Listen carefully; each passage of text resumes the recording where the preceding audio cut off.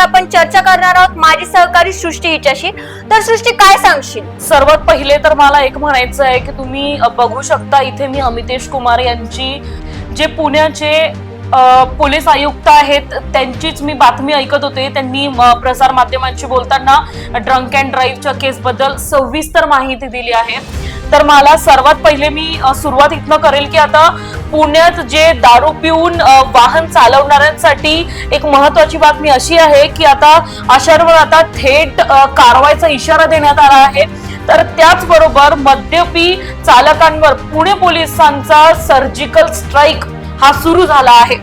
दुसरं म्हणजे की पोलीस आयुक्त अमितेश कुमार यांनी स्पष्ट शब्दांत त्याला सांगितलं आहे की दारू पिऊन वाहन चालवणाऱ्यांना माफी नाही मिळणार आहे, तर त्यांच्यावर आता कठोर कारवाई करण्याचा इशारा देण्यात आला आहे।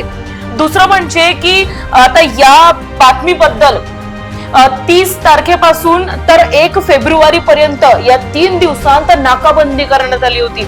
आणि रजनी, मला या गोष्टीवर एक म्हणायचं आहे की या 3 दिवसांमध्ये जी नाकाबंदी करण्यात आली होती या नाकाबंदीमध्ये 30 ठिकाणी नाकाबंदी करण्यात आली आहे आणि त्यामध्ये 191 जणांवर थेट कारवाई करण्यात आली आहे। जर आपण हा आकडा बघितला तर हा आकडा 3 दिवसांत खूप मोठा आहे असं। दुसरं मला ह्याच्यावर एक सांगायचं आहे की जर आपण याचे काही उदाहरणं बघितले तर पोर्शे अपघात हा एक याचा मेन उदाहरण आहे असं आपल्याला म्हणता येईल।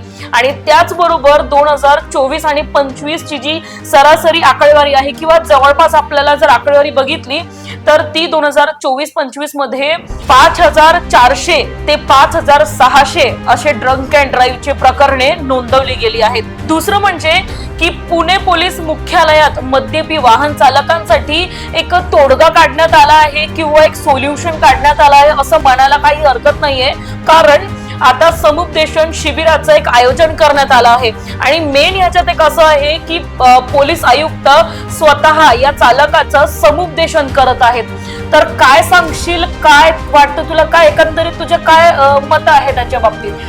तर नक्कीच सृष्टी, तू दिलेल्या माहितीप्रमाणे जे पोलिसांनी जे हा निर्णय घेतला आहे तो खरंच सकारात्मक आहे आणि हा शिबिर घेऊन त्यांचा मूळ उद्देश किंवा त्यांचा मूळ अजेंडा हाच आहे की प्राण वाचवणे, जीव वाचवणे हाच त्यांचा एक मूळ उद्देश आहे, यातून आपल्याला कळून येतं। तर या बाबतीत जर आपण पुढची माहिती बघितली तर असं आहे की वाढत्या अपघातांच्या पार्श्वभूमीवर ही जी मोहीम राबवली जात आहे याचा एक मुख्य उद्देश आहे आणि या उद्देशाचा आणि हा जो उद्देश आहे तो असा आहे की अपघात रोखणे आणि जीव वाचवणे हाच या जी कठोर पावलं जी उचलली आहेत या कठोर पावली उचलण्याचा मागचं कारणच हा एक आहे।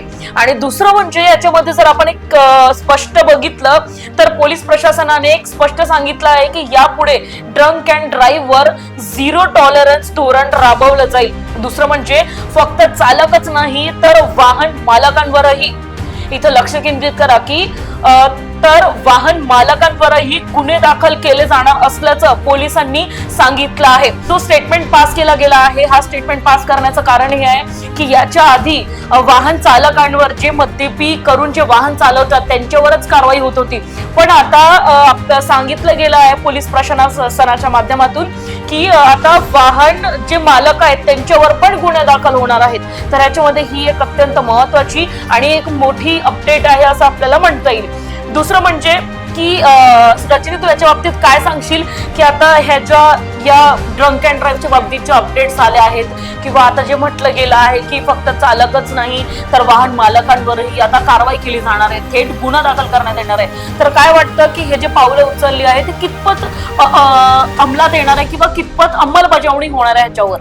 अगदी सृष्टी, आपण बघितले की हे जे आकडेवारी आहे जी ही मद्यप्राशन करून जे ऍक्सिडेंट झाले त्याची ही खूप मोठी आहे आणि ही खरंच गंभीर गोष्ट आहे। आणि त्यामुळे जे पोलिसांनी जे कठोर निर्णय घेतलेला आहे तर हे खरंच कुठेतरी मला वाटतं की ह्याची अंमलबजावणी नक्कीच होईल। आणि आता खरंच हे बघणं महत्वाचं ठरेल की ही जी अंमलबजावणी आहे ही खरंच कुठल्या दिशेने जाणार आहे आणि याचे काय परिणाम होणार आहेत। म्हणून पुणेकरांनो, आता लक्षात ठेवा, एक चूक आणि अनेक जीव धोक्यात अशी परिस्थिती होऊ शकते। म्हणून मद्यपान करून गाडी चालू नका, कारण आता हा थेट इशारा आहे, तुम्हाला थेट कारवाईचा इशारा आहे।